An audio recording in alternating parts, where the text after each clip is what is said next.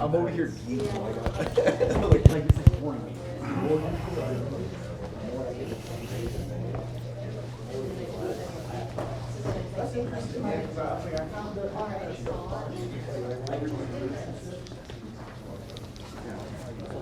Hey, why don't y'all slide down just a little, y'all come down a little, that way he's not right up on the tripod. Whoa, whoa. Boom, boom, boom. All right. I say we handle that task well.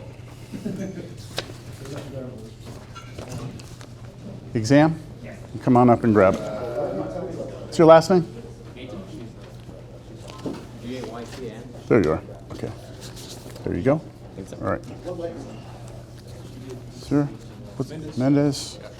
Is there anyone else? Yep. This one? No, it was one of the stuff right there. This one? What about it? That one was, I don't know, it will. Let me see your test. This one has. Let me see your test. Yeah, because when I was grading, I lost it. I didn't know where it went. Okay. Okay, I'll go back and look at this. Let's see.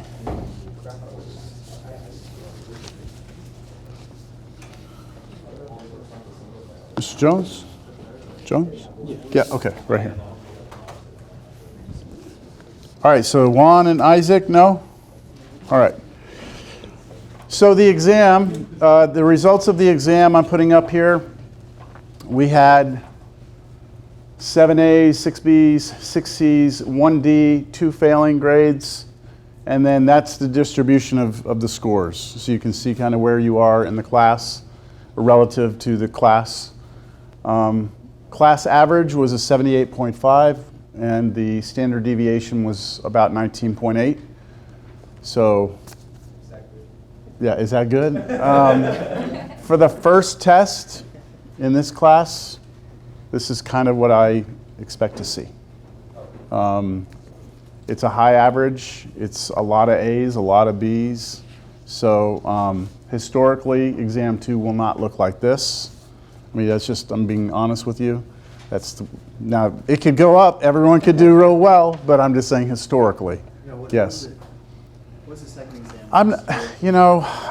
I would have to go back and look, I don't keep, I have all the records, but I don't compile them into like a, because everything, I don't know. I'll look at last semester or something. But you shouldn't base your, I'm just trying to get you to say, hey, or understand, like, even if you did well, like, you're not out of the woods by any means here. Like, we have a long way to go here still. So don't get complacent if you did real well, because I think it'll get challenging for everybody. Yes. Super quick cap on exam 2. Yeah. What are the topics on it? Just like real fast. Exam 2 is the rest of the integration techniques, and then I think we're going to have, I had the schedule up here. So the rest of the techniques, which are the harder techniques, and then you have definite integrals, which are easy because we're just using the numbers and plugging them into our answers if you've seen it before. But then we get improper integrals, and that's where you have to deal with things that are infinity, and then you have to bring in L'Hopital's rule and things like that. So it can be a little bit tedious, but that's it. We may get to 7-1 on that test, but I doubt it. So just the rest of chapter 6. All right. In terms of the test, look, I mean, I grade. Sometimes I make mistakes. I overlook something. So if you see something on your exam that you are unsure why I took off that many points, or you want to kind of explain what it is you did, maybe I just didn't understand what you did, just come talk to me, all right?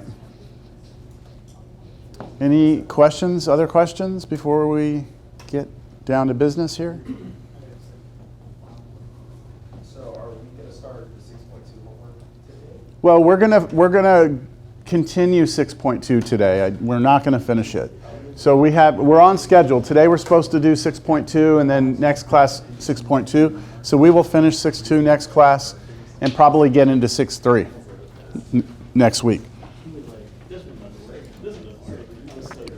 All right, so let's get into 6.2, or get back into 6.2, I should say, because we already started it.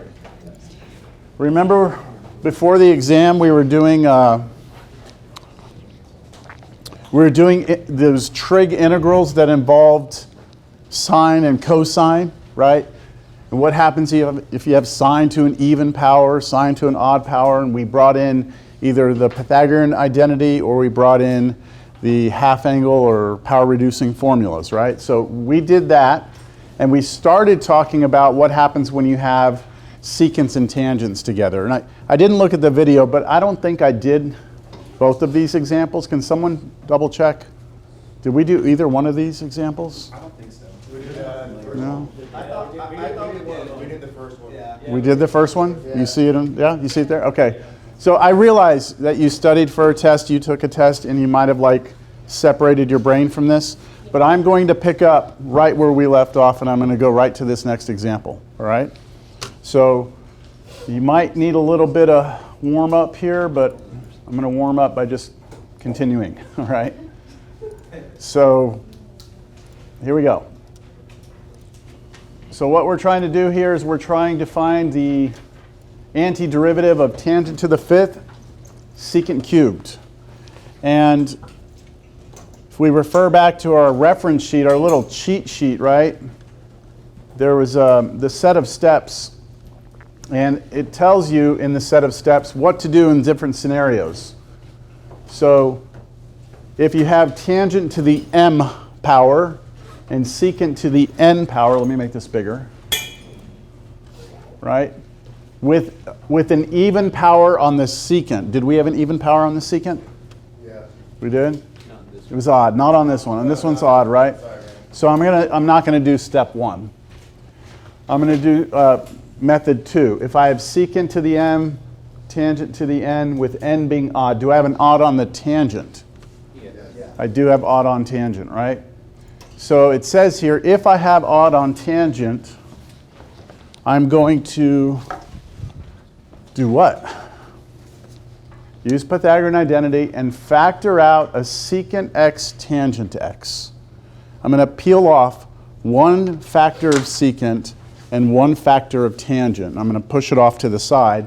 And then I'm going to use my Pythagorean identity and make a u substitution. So let me just get going with it. So I'm going to rewrite this. Is the integral. I'm peeling one of those tangents out, so I'm going to have tangent to the fourth x now, and then one of the secant, so secant squared x. And I should put a tangent and a secant here, right? Yeah. Because I peeled them off. I'm actually going to write them backwards, because what I really want you to see here, or what we need to see here, is that this right here is actually the derivative of something, right? It's the derivative of secant. So that means my u substitution is going to be secant. I'm going to eventually want to do over here basic u sub, u is secant x. And then, of course, the derivative of that would be secant x tangent x dx, right? So I can see here, there's my derivative, but I need everything over here to be secants so that I can replace them with u. And I have a problem right now that not everything is secant, right? So I'm going to look at this tangent that's being raised to the fourth power, and I have to use the Pythagorean identity. The Pythagorean identity that I'm going to use, I'll just write it down over here. The one that involves tangent and secant is this one, 1 plus tangent squared x equals secant squared x. Right? That's our Pythagorean identity with tangent and secant. And of course, those are on your formula sheets, or you've got those memorized, right? So if I have this formula here, what I can do is I can take it and I can solve it for tangent squared. Right? Just subtract 1 on both sides. And so one more thing here. I have tangent to the fourth, so I have to look at that as tangent squared squared. I can't look at it as, remember, we can't just replace these things with 4s. We can't just put a 4 here and 4 here. It's not the way the Pythagorean works. Any questions? No? So,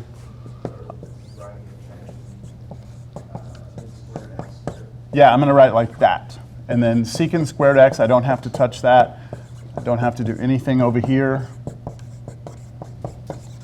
Is everybody clear that my goal is to get everything over here in terms of secant so that I can substitute it out with u? Yeah? All right, now I make my substitution. Tangent squared is secant squared x minus 1, but then that's still squared. And then I have secant squared x.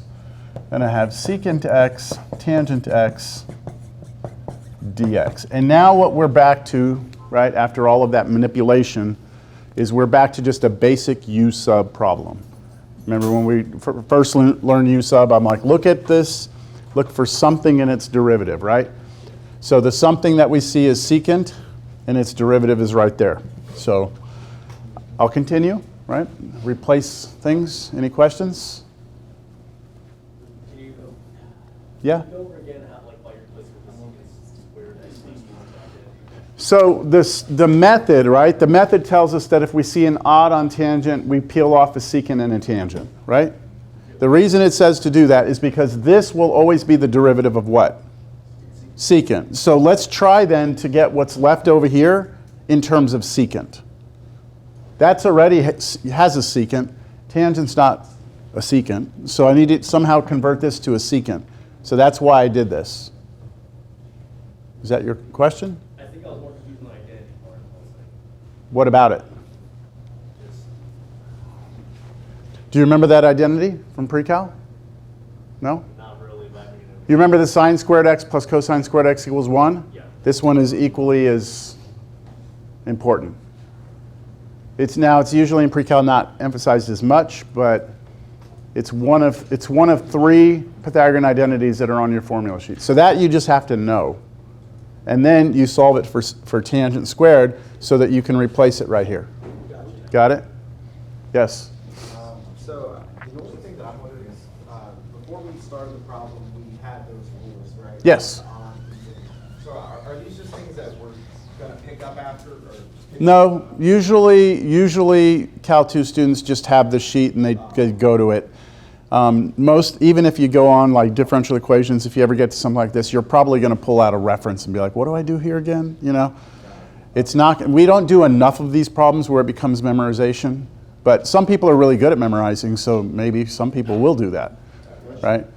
So I don't require you on the test to have this technique memorized because I allow you to have the reference. So is that one of the formula sheets? It's its own sheet. Okay. What is what on the formula sheet? The steps? Yeah. It's its own sheet. It says trig sub, yeah, right there. Can you hold it up? Didn't I hold that up last class? I think I did. That's it right there. It says trig integrals and substitutions. Okay, that's on Canvas for you. And you're allowed to have it on your test. You're welcome. All right, so now u squared minus 1 squared times u squared times du. Y'all see what I did here? Everywhere I saw secant, I replaced it with u, with the exception of this piece. That piece I did not replace. I did not replace that secant with u because this is my du, right? That's the derivative of secant. So here's du, that's this, and then that's u squared, and that's u squared minus 1, then the whole thing squared. And once I'm here, even though it doesn't look great, it's just a polynomial, and I actually don't really mind expanding this. Like, I don't mind foiling this out. I can do that. It's not like a terrible, terrible thing. So I'm about to do this just in my head. I'm going to do that, like u squared minus 1 times u squared minus 1, which is going to be u to the 4th minus 2u squared plus 1. And then I still have a u squared and then du. Right? Hey.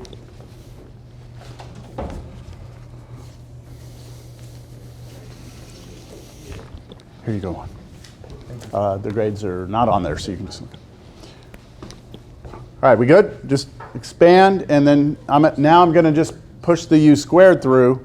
And once I get there, each term is going to have power rule. I'm just going to do power rule on each one. So u to the 6th minus 2u to the 4th plus u squared du. That's just distribution.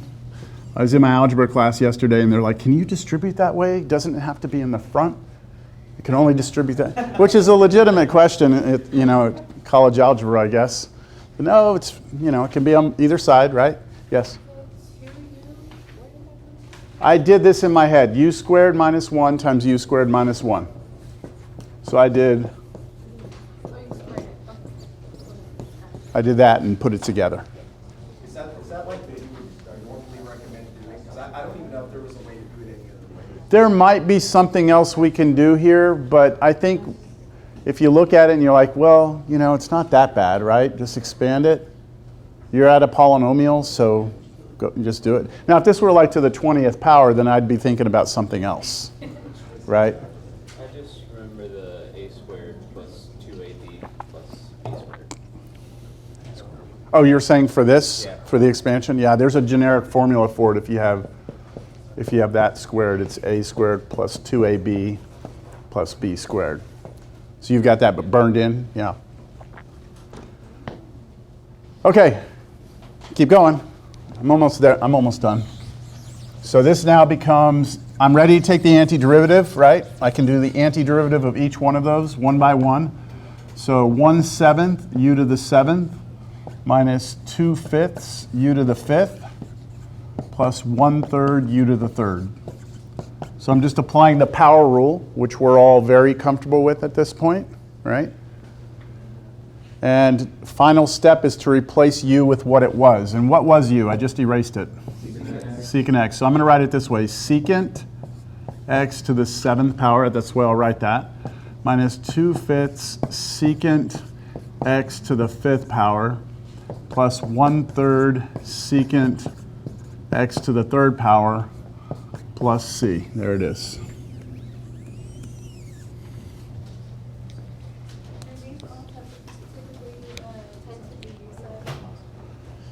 Yes. Okay. These all turn out to be u sub.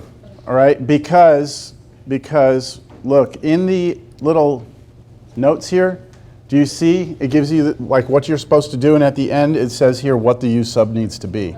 It says let u be secant x, and then u substitution. Would that be the question? Not how you would write the question? Or Is that how I'd write the question? yeah, okay, that's the question. Yeah, that's the question. So everything in 6.2 is u sub, not integration by parts or anything. No. Half of 6.2 is what we're doing right now. It's called trigonometric substitution. I'm sorry, trig integrals. I apologize. Trig integrals. What we're doing right now are integrals that involve trig functions. Sine, cosine, tangent, secant, right? That's what we're doing. The second half, guys, please. The second half of this section is something different. But they are connected to one another. You'll see. It's going to look completely different, but to do the problem in the second half of this section, we have to be able to do this, because we're going to wind up turning that problem into one of these. Stay tuned. It's coming. Oh, man. I didn't mean to open that. All right, so let's see. I've done 2 of those examples, all right? I've done 2 of those. Now, and there are 2 different methods, right? If you look at the steps, there's 2 different methods when you see secant and tangent. I've shown you an example of each one. One of them last class, 2 classes ago, and now this one. Now, I'm going to give you some examples of some integrals that involve trig functions, but are not the method we just did, right? So something that's looks like maybe we should do the method, but we're not. So I say here, for some cases, we need knowledge of common identities, integration by parts, and just some persistence, all right? So Let's do, I'm gonna copy all three of them. We'll just do them one at a time here.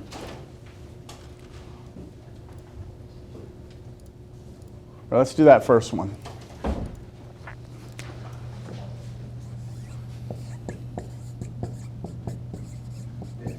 Okay.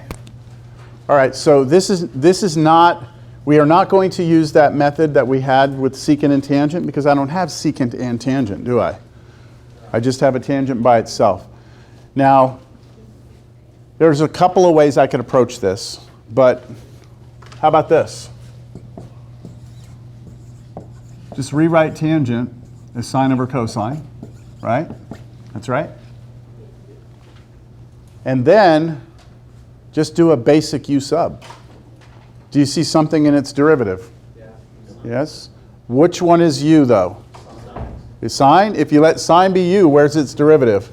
In the denominator. You can't have that, right? So you have to let cosine, and then the derivative of that's sine, and that's free. It's up top. It's not trapped. You're off by a constant, though, aren't you?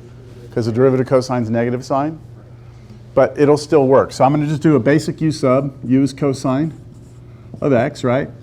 The derivative of that is negative sine x dx.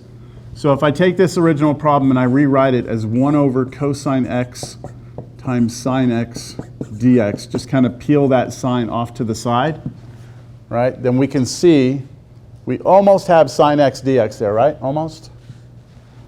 And I really need to work on making that a sign and not to look like sin, not a w. I just do it so fast that it carries. Oh well. Do y'all see it? Yeah. Yeah? So I need to scale this. I need to multiply both sides by -1. That way it matches exactly. All right, and then I just rewrite. So my new integral is integral 1 over what? U. And then this becomes negative du, right? So I'm going to put the negative outside and then du here. And we know the antiderivative 1 over u, right? Natural log of absolute value of u. I think I remember at least one person on the test forgot the absolute value. Just make sure that you put that absolute value there. And then finally replace u with cosine x. And we're done. Yes? The formula sheet, the reference page 6, says that integral of tangent is natural log of secant. I was just going to say that. I was going to now point out that, look, if you think about the basic trig functions that we have, right? Like we know the antiderivative of sine, right? We know this. Check. We know the antiderivative of cosine. So naturally, we would then want to know what's the antiderivative of tangent, right? Seems like our formula sheets should have these, because these would be pretty basic, right? So it's being pointed out here that this on our formula sheet says natural log of absolute value of secant x plus c. What formula is that? Number what? 12. Number 12? Do y'all see that? And that's not what we got. Or is it? Is it? Because it's negative. The negative out front. So remember, I mean, properties of logs, right? We have this property, this really nice property of logs that says if you have natural log of x to a power, the power can come out front. I'm not doing a derivative here. This is just logs, college algebra. You can always pull powers out in front. We used it a ton in Cal 1 for doing limits and stuff. We would bring in the log on both sides so that we could pull the power out. That's just a property of logs, right? So that property works backwards. If you have a number that's in front, you can push it up as a power. So you see this -1, I can push that up as a power, it's not creating an inverse function, it's a negative power. So this becomes cosine to the -1. So this is natural log of cosine x raised to the -1 power, right, plus c. And again, this does not mean inverse. This just means raised to the -1, which really means drop it to the bottom. So 1 over cosine, but 1 over cosine is secant. So it's the same answer. That makes sense?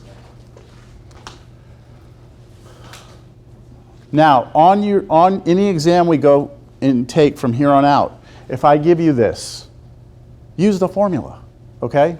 I'm just showing you that like we could get that formula ourselves, all right? On your formula sheets, you have the antiderivative of sine, cosine, tangent, secant, cosecant, cotangent. They're all there, right? All 6 are there? Yes? Uh-huh.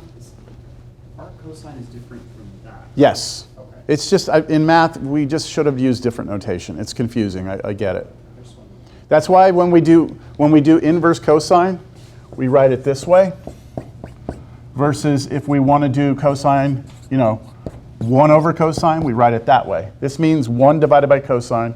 This is a function. We're talking about the inverse function of cosine. Yeah? It just seems like a good time to ask something about performance. So it's almost always written as the top version, but is there a good reason why we don't just always write arc for the future? Like, does that get complicated? Yeah, like we could fix this if we just all did arc, right? Yeah, but I never see it done like this. Is there some reason why? Some arc people is are bad? just married to arc. Like they always write arc. Yeah. And then there's others that always write the -1. For me, I don't like the arc. I don't know why. I just don't like writing it. But I understand, and on a student's perspective, it's confusing. Yeah. Yeah. I just wanted to ask, but, I don't remember if I noticed correctly, but if you have sine squared x, I will change that to sine x parentheses squared. Yeah. Okay, so that's okay, but that is not okay.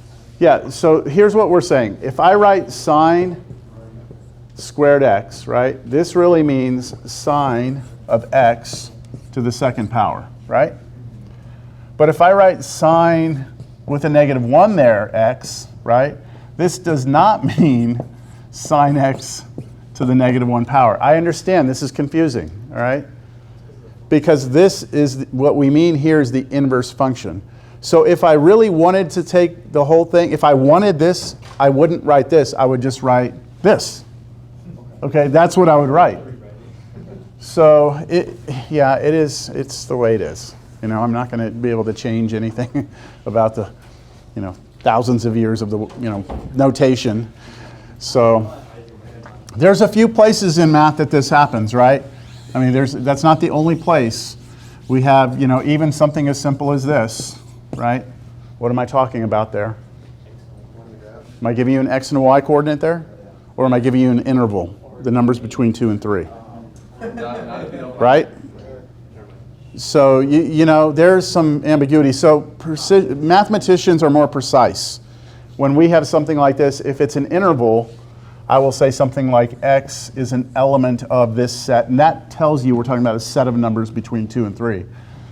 If I'm talking about something else, then I'll distinguish it. But in these classes, we know what we're talking about because we know the context in which it's being presented to us. We know it's a point versus an interval. All right, let's move on. Next problem.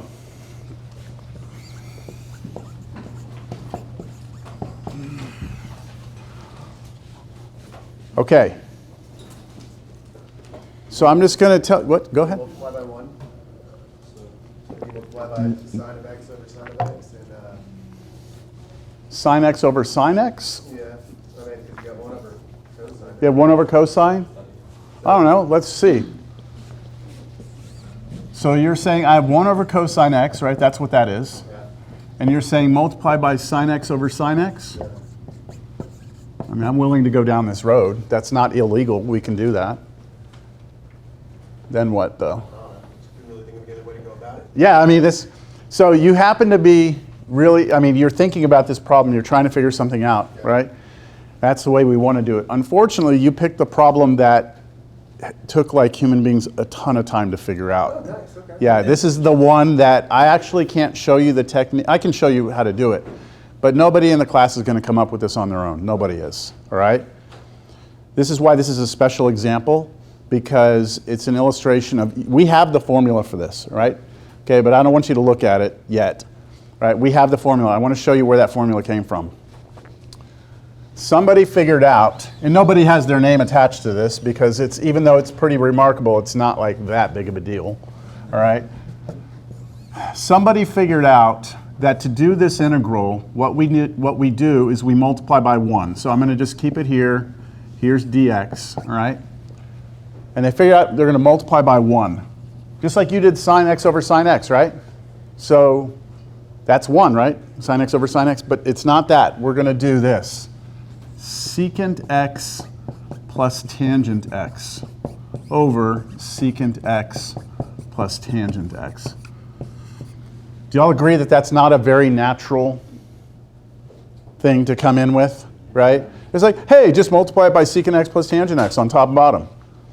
Right? We're not using a u substitution here. We're not doing integration by parts.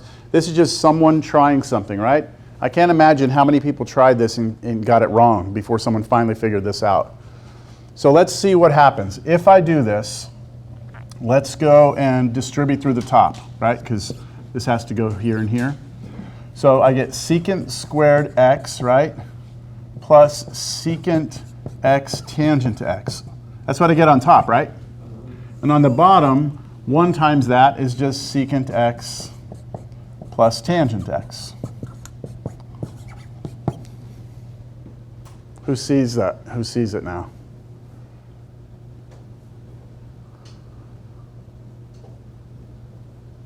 What is it? V substitutes u equals secant x plus tangent x, and the derivative of secant x is going to be secant x tangent x. So just make a basic u substitution, right? Where u is what? The denominator. What's the derivative of this? Well, you can do them individually, right? What's derivative of secant x? Okay. Plus, what's derivative of tangent? There it is.